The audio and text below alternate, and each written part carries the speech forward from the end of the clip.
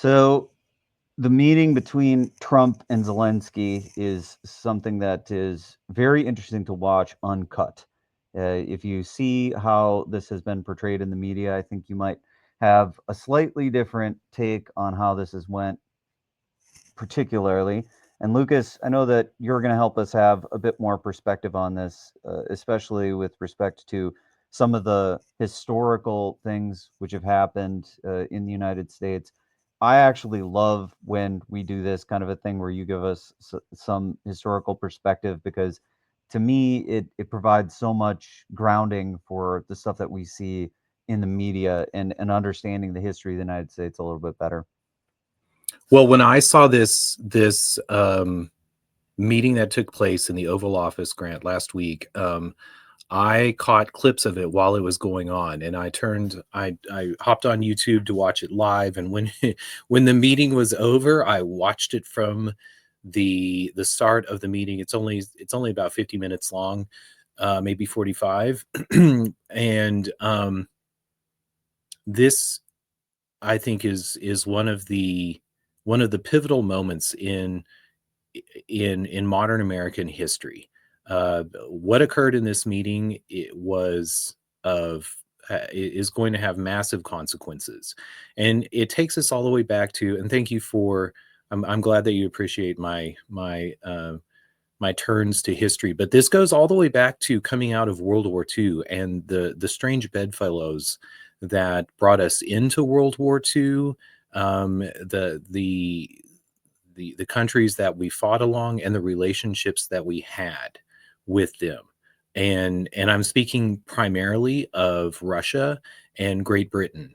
And we'll get more deeply into that. But first of all, let's talk about this meeting that was held, because I think we should we need to talk about what happened. Yeah, and the meeting starts out seemingly pretty cordial.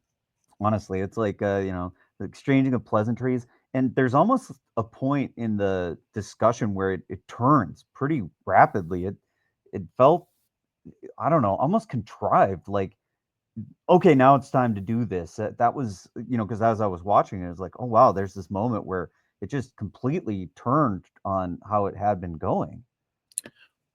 Absolutely. Well, and maybe we even need to back up into earlier last week, because there were a couple of other meetings that were held. And so we need to set the stage for what was at stake going into this meeting. One, we've known that Trump was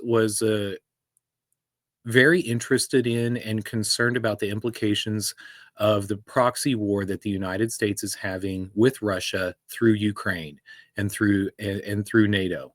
And he talked about that at length in his campaign. He was not shy about it. He was not shy about sharing his concerns about nuclear escalation and where this war could lead to. And so after he won the election, he ostensibly began reaching out and having talks with Russian diplomats. And reports are that they've been having discussions about, what the gives and takes would be in order to reach a detente in the Russia-Ukraine conflict. And Zelensky, or the Ukrainians, have, especially Zelensky, I won't speak for all the Ukrainians, but Zelensky and the European nations of NATO have been upset about this. So earlier last week, Trump had the Russian president Macron over to sort of lay out the bad news and to say, come hell or high water, the United States is not going to be a part of this conflict anymore. And yeah, the French president Emmanuel Macron, he's in the United States. He's meeting with Trump, and Trump is delivering the bad news. Yes, and if you go watch that meeting, you'll see Macron get very chummy and very lovey, and just be like, oh, okay, and probably seething inside, or maybe he had expected it, maybe he's glad to be done with the war, who knows. But He took the diplomatic high ground. He did not let his emotions take the best of him. Turn to UK. Keir Starmer was invited to the Oval Office, and JD Vance was in that meeting too. JD Vance was at the Munich Security Conference last week, or the week before last, and he had an axe to grind with Britain over their censorship of free speech and taking actions, demanding that Apple give them a back door, and so that they could look into conversations with not just British citizens, but citizens from other countries around the world, including Americans. And Keir Starmer had deny.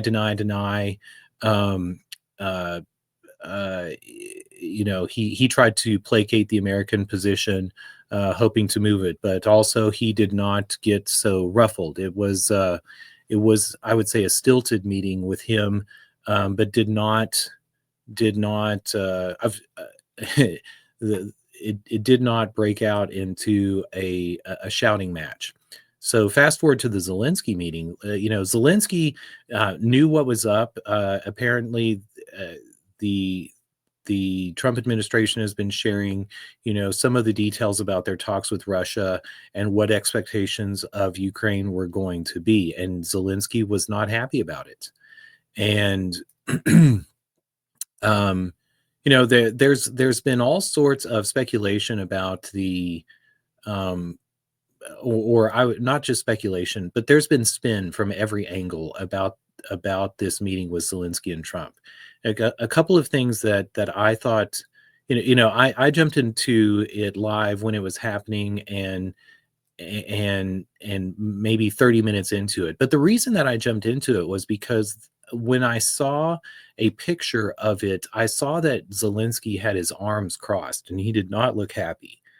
And that was my first clue that this could turn into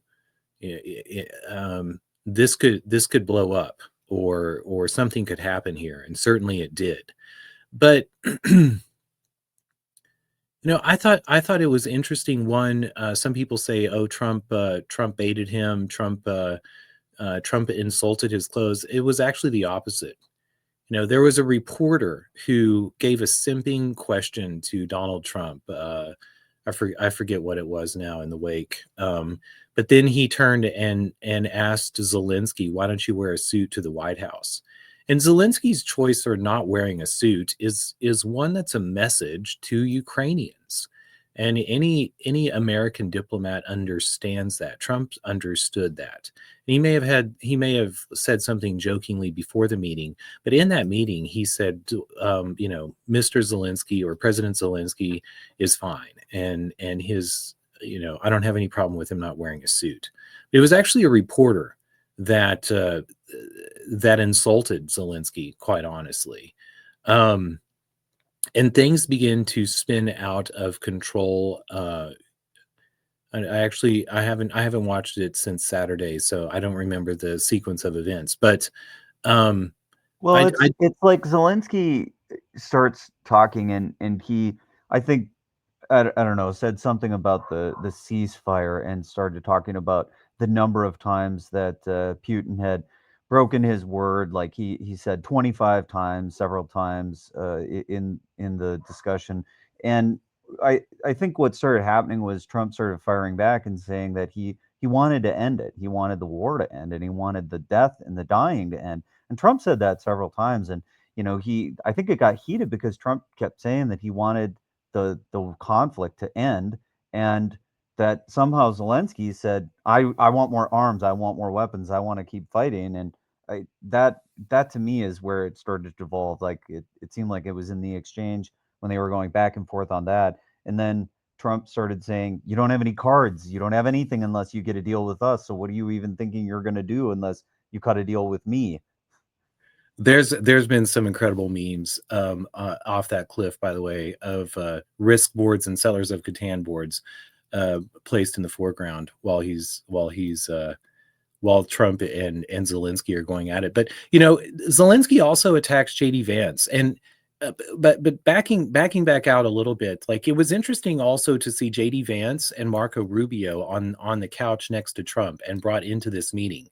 And that told me that that one, the Trump administration was prepared for this to be somewhat confrontational, and the way that Trump draws Marco Rubio into the conversation was, to me, trying to avoid conflict to placate Zelensky, and Zelensky. It was also interesting to me that Zelensky understands the requests that are being made of the Ukraine, and this goes not just to the United States not continuing to support the war, but also asking Ukraine to sign on to an agreement over the resources of Ukraine. And this goes to the Lend-Lease Act, which we have on screen. Lend-Lease Act goes all the way back to World War II. Um, and let's also bear in mind that part of this argument goes into promises that were made by the Biden administration. And the Biden administration, I guess, told the Ukrainians that, think of it as a grant. We're going to give you this money. It's under the Lend-Lease Act, but we won't ask for anything in the future.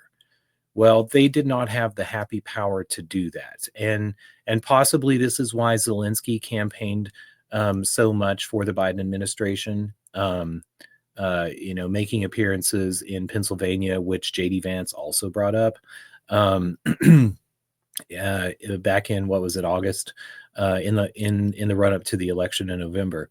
But it was interesting that Zelensky did not come talking about shared values. I mean, while he's attacking Trump and Vance and being very argumentative, I thought how interesting it is that he's not talking about shared values of democracy and leaning on them for more concessions.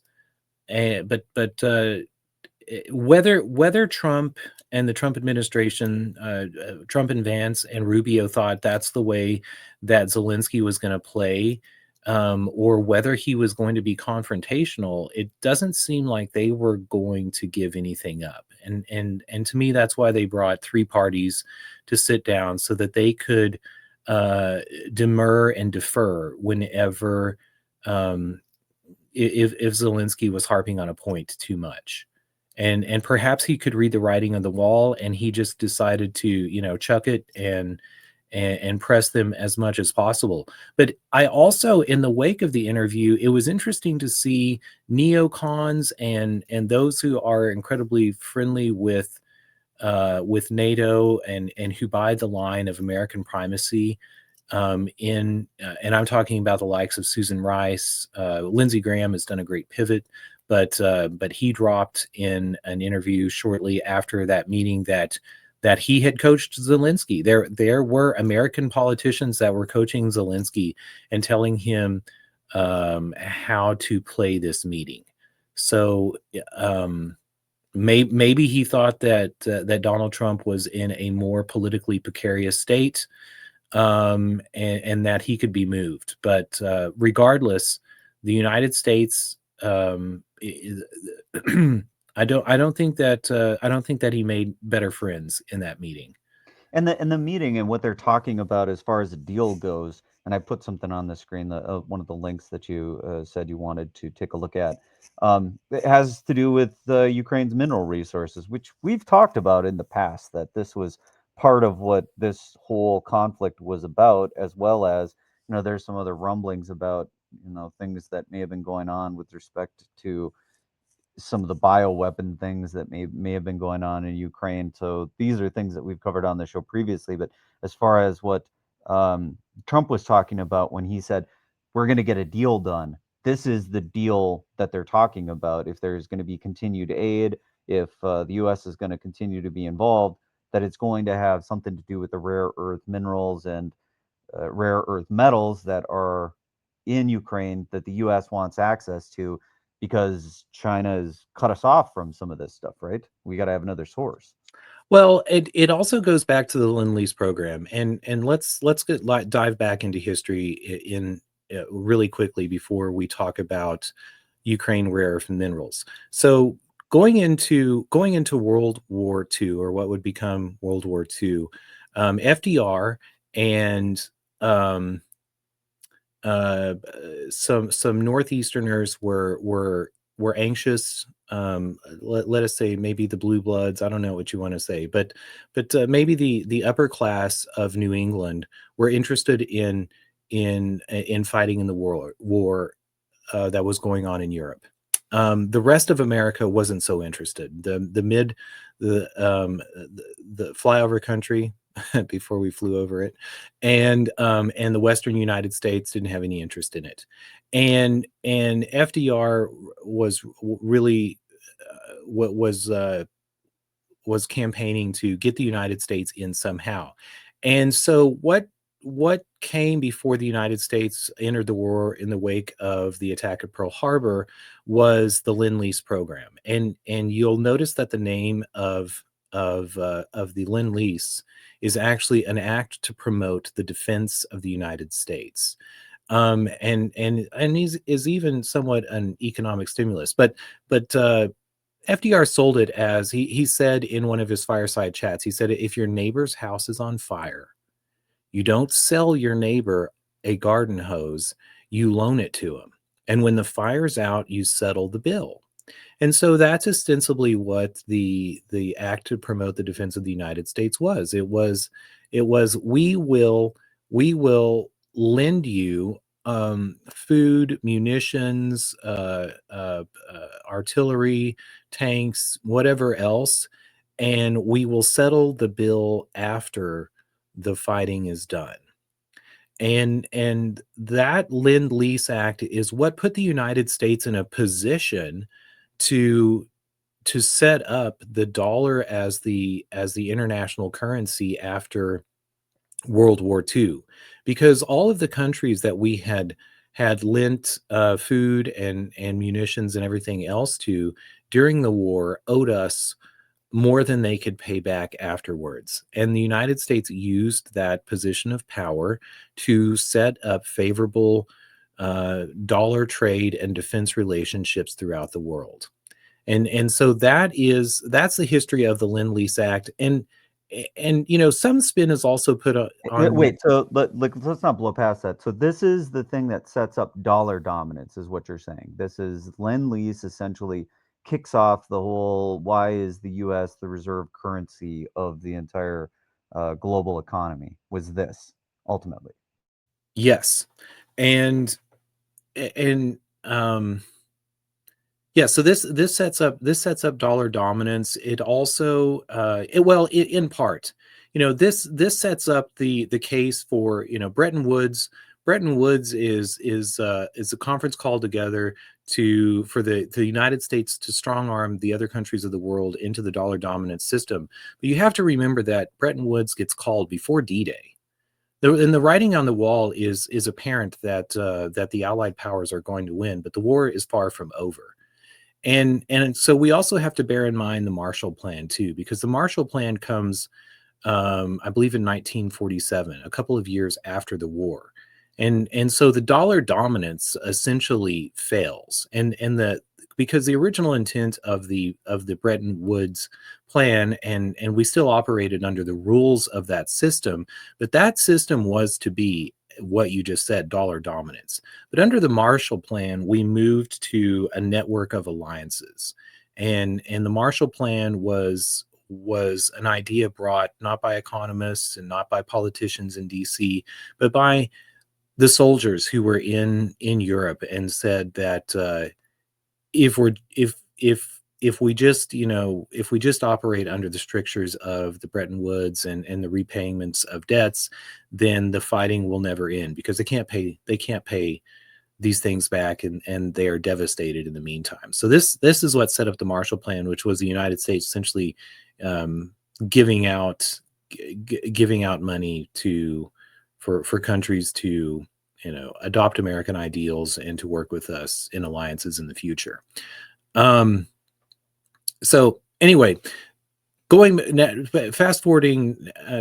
Actually, while we're back here in 1944, I think we also have to bear in mind that coming out of World War II, the United States was very intent to destroy Britain's empire. And the terms of the Bretton Woods, signing on to Bretton Woods, were very much about destroying Britain's empire, because that had been the, the chief competitor with regards to empires leading into World War II. And so it wasn't necessarily Russia who we were focused on. And it's interesting that we have this narrative of our special partnership with Britain. And so if we rewind back into history, we can understand maybe the bitterness that a generation once held in trotting out that diplomatic term, our special relationship. Winston Churchill said, "Count upon it, you can always expect America to do what's right after they've tried everything else." Go ahead, Brett. That was one of the points I was kind of thinking about and wanting to bring up, Lucas, is, America was a large part of, the win over World War II, but Russia was also a large part of it. And Russia was actually the first ones to actually take out Hitler and take over Germany. And they were the first people in actually to claim it. And the United States had to come in afterwards. And it was always interesting to me that even though we had the Cold War, we had this kind of facade of a conflict between Russia, whenever we had space programs or whenever we had really distinct military plans, we always partnered with Russia. We sent up partnered space stations into outer space with Russia and no other country. And that was always intriguing to me. Why didn't we partner with Britain? Why didn't we partner with France? Why was it, Russia was our space partner when we were supposed to be in a Cold War? And you also, absolutely. And if you think about the domestic politics of the United States in the time of FDR and the New Deal, there was, FDR's government, and there were people like Wallace in his government, Secretary of Agriculture, later of Commerce, later his vice president, who had much more socialist or communist or ideas about turning away from capitalism and how to run America. And it wasn't just the United States that was flirting with those ideas. I mean, until we get to Margaret Thatcher and the Reagan era in Britain, the European countries and to this day had much greater acceptance of ideas about state intervention and state control of all sorts of sectors. So the United States was let's just say we did not have this narrative of a special friendship, maybe just a special relationship with Britain, and that was about drawing them close so that we could cut off the support of their colonial empire. And it wasn't until the Stalinist purges and some of the actions that were taken in Russia that we begin to think of Russia as more of a threat. And this goes also to, Russia sustained attacks from Europe for hundreds of years, but also from Japan. And they had security concerns about Asia that the United States didn't necessarily have. And just bearing that in mind, as the United States has embarked, we'll fast forward to the 90s, the USSR breaks up. Instead of turning towards commerce and the Bretton Woods, the dollar dominant system that the United States has created and the soft power that it issues, it's interesting that we used the tool of NATO and the network of defense alliances to try to isolate Russia. And despite the smiles of politicians from the Clinton through the Bushes, remember G.W. Bush, baby Bush, said that he looked into Putin's eyes and he saw his soul. There was this narrative about about the United States and Russia working together, but in the way that the United States worked with Britain to destroy its empire, the United States was also working with Russia to curtail its economic flourishing, and and meanwhile working with Europe to apply pressure on the borders of Russia for whatever reason. I don't know how much sense that makes. What's one word that I remember hearing a lot long ago, like around the time of the collapse of the Soviet Union, was glasnost and Gorbachev. Like, can you say anything about like what glasnost was? Like, what was the importance of that? Does that play into what we're talking about here? So glasnost means thawing, and it was actually about a Boris Yeltsin was gosh, what a question, Grant. Let's just say that back in the 40s, the likes of Wallace had been convinced of the success of socialism in the Soviet Union, but it was done under lies. People would report fake numbers. The government would report fake numbers, and there was a lot of people would lie to cover themselves. The glasnost was the notion of beginning to open up, not thaw, but open up, transparency, and so things came to a head. I think thawing is a good way to think about it, though, because it was the end of the Cold War. So if the Cold War was like the freezing out of these relationships between the U.S. and Russia, then this is, the openness or the trying to turn the corner on that, especially with the way that the Soviets wanted to re-enter the world economic interaction. I mean, I don't know. I think openness may be better, because also think about the revelations that Doge is bringing to the American people, and how the bureaucratic state in the United States. I mean, it's amazing to me that we have this collective memory of the tension between the United States and the Soviet Union coming out of World War II being about socialism or communism.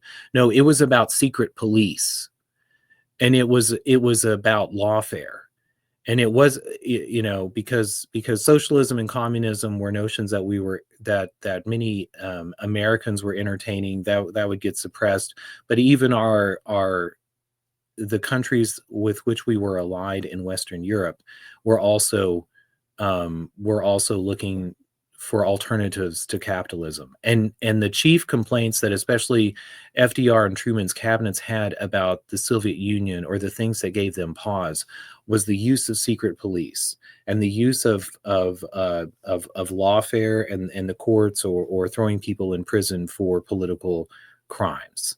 And we're coming out of an era of that to a lesser extent, but of those same problems here in the United States. So I really like, I think maybe perestroika might have been the thawing. You might click on, I forget what perestroika meant. But anyways, Gorbachev was, things had come to a head in the Soviet Union because the system was not working as well as the Soviet Union had put out to the rest of the world, and also the United States and the Soviet Union had reached this, we're sort of abandoning the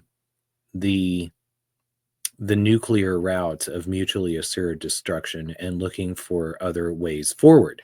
So they thought that they would be welcomed into the world trade system of capitalism, and that the United States would support them, give them loans like they did to Poland. Jeffrey Sachs talks about this, but the United States did not do so, and they tried to hamstring Russia at every turn. So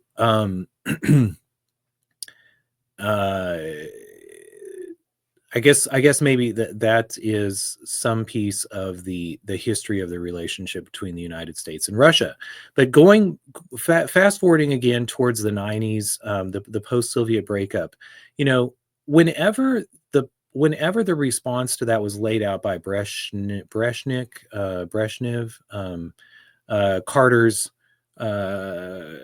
Carter's secretary, I can't remember his name, Russian something. He's an American, not his name might sound Russian, but it's not. You're talking about Jimmy Carter's Secretary of State? Maybe it was State. Yeah, you might look that up. But Morning Joe and Mika, it's Mika's father. And he came up with this notion of primacy. Remember also that oh my gosh, we're running out of time. Remember also that in Carter's administration, you have the likes of Donald Rumsfeld, Dick Cheney. They were his aides and Secretary of Defense, and also Papa Bush, Herbert Walker Bush, who was the head of the CIA under him. And remember too that this is that Carter comes in the wake of the United States admitting that it had been printing out more dollars and soliciting through the rest of the world, and sort of was in a time of I don't know, uncertainty. Yeah, Brzezinski. A time of uncertainty as we tried to figure out, if the United States has been lying and there are more dollars in the world and the dollar is no longer convertible to gold, how are we going to have trade between all the countries of the world? What is the relationship of the countries of the world going to look like? And we sort of pivoted to the petrodollar. And so when you look at where some of those characters, Rumsfeld, Cheney, and Bush, would wind up by the 90s, and the United States policy towards the Middle East, you begin to understand maybe why some of that happened like it did. But anyway, coming also into the 2000s, after 9/11.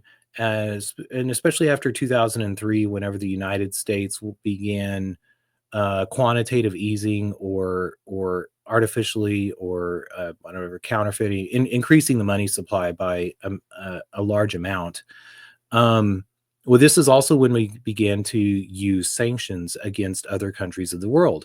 And Brzezinski had said in a book that he wrote, that the Russia would never ever ally itself with China, and nor would they with Japan, because those were their actual great enemies, and they might sell gas to Europe and have but they had a lot more cultural relationship with Europe. They would not ever join an alliance with China. But as we've seen, BRICS, Brazil, Russia, India, China, South Africa, that alliance against the dollar system come into fruition, we understand that Brzezinski was 100% wrong, and that the animosity or the differences that the United States suspected existed between Russia and China aren't as big as we thought. And so as this meeting between Trump and Zelensky was going on, I was thinking to myself, is the United States pivoting in its response to the threat of dollar dominance in the world as the denominator of world trade and the currencies of the world? Is the response going to be to try to court Russia to pull them away from the China alliance? Because whenever we also begin to think about, who we have trade imbalances with and who the threat, especially in the wake of 2020 and the problem with chips and manufacturing that the United States which some members of the diplomats and the defense industry in the United States have long said we are outsourcing too much of our manufacturing to especially China, and especially if that is our competitor in world trade, then that's a big problem. So if it is true that China is our problem, is a greater concern than Russia, and Russia is maybe secondary. I don't know. I hope I'm painting a picture of why the United States might be very interested in somehow inserting itself between that growing relationship between Russia and China. And as we saw that meeting with Trump and Zelensky unfold, I think that is probably what we can expect more of in the future. So now we've got Zelensky doing the tour, posing with various members of European states, and now we're talking about NATO relations. So, I mean, maybe as a final thought, and I think this ends up being a couple of parts because you're essentially saying that we're seeing the setup of the new world economic order here is kind of, I think, what you say this meeting might allude to, or might be the setup for. So we're probably going to have to unpack this a bit more as to how that's going to go. But just as a final part of the political side, I mean, this is what we see Zelensky doing. He's now apologizing to all these world leaders, all these countries, thanking them, doing photo ops, and now it sounds like there may be rumblings of Zelensky relenting and saying he wants to do the deal. Can you just close it off by kind of where we're at right now, or speak a little bit to that? Sure. Maybe I'll close it off with the American relationship with Europe. So Europe is a construct, is a creation in emulation of the Federation of the United States of America. And it is something that has been created through the requirements of the Marshall Plan and in the wake of World War II. And so both the European Union and NATO are institutions that have been created by the United States. Now, part of the problem, and I think that it's actually a good thing and something that the United States did in bona fide, like, hey, this works for us. Why don't you guys try it? And so the creation of the European Union, I think, is a good thing. But there's a problem, and that is NATO. There are different conversations that are had about how countries maintain relationships that are based on trade and maintain relationships that are based on suspicions and defense. And Jeffrey Sachs addressed the the Council for the European Union maybe 2 weeks ago. And somebody asked him for advice. And he said, the best advice that I could give you is to move the headquarters of NATO out of Brussels, because you have the headquarters for a defense organization in the same city that you have your commerce union in also, and the political powers of both of those different ideologies are interfering with each other.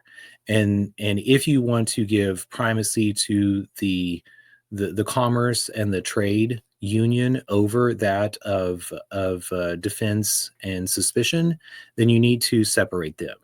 And whether they do that or not, I think what we will see in the future is certainly the United States withdrawing from NATO and maybe the UN. And if the United States withdraws from NATO and forms an alliance with Russia, however that may look like, the promises of security from NATO are going to be very thin. Do you see the UK rejoining the EU? Like, there's been some rumble of that. Do you think that that's bluster, or do you think that that might actually happen? I think that it will. I've always thought that that after, yes, I do, and I think that they are going to. I think that it is good to have commercial alliances, and that I think their position of special privilege that they had within the EU, that's going to be normalized. They're going to be just a regular member state. I don't think they have the bargaining chip that they had when they originally joined. I think it's going to be much more flat. It's going to be like UK, Germany, France, kind of all on equal footing, is what it well, seems like is I going to happen. I absolutely agree. And what did the UK have before? The EU was forming up in around 95 till 2000, and the UK still had the soft power of its colonial empire. But the United States is threatening that. Like, look at the statements that Trump has made towards Canada, I think has been more, and not just Canada, but also Greenland, have been more targeted to um, the colonial, special Commonwealth relationship between Canada and Great Britain, between Denmark and Greenland, between Mexico and Spain. And I think that we are going to see, the soft powers of empires. We've seen them dry up with France and Africa, and these European countries are going to need to be on good relationships with their neighbors, so that they can have a broader pool of people to trade with. And so the UK is not going to be able to lean on the soft power of its old empire in the future. And I've wanted to have a conversation about the United States' interest in India for quite some time. Hopefully, we can bring that to the table soon. We'll talk maybe tomorrow about how the United States might go about challenging BRICS with not just securing a better relationship and an actual trade relationship with Russia. So we'll talk about that tomorrow. But yes, I do think the UK will turn back to Europe, and I hope that Europe will begin to make more than regulations. Will make and trade amongst themselves and other countries of the world, and that they will also get off of the dependency of NATO. Maybe the American notions of the likes of Brzezinski and other neocons, whatever we want to call them, have been luring a worldview that they've been luring the rest of the world into. It's unnecessary. We should be able to trade with other countries and to respect the sovereignty of other countries. Well, I think it sets it up for what should be part 2 of this. So I think we'll get into the next half of this, which is what is the next world economic alignments look like, and how does that going to proceed, and what is this meeting herald for things to come in the future. So we'll pick this up on the next episode then. All right. Well, I enjoyed it, and I'm looking forward to it. So talk to you tomorrow.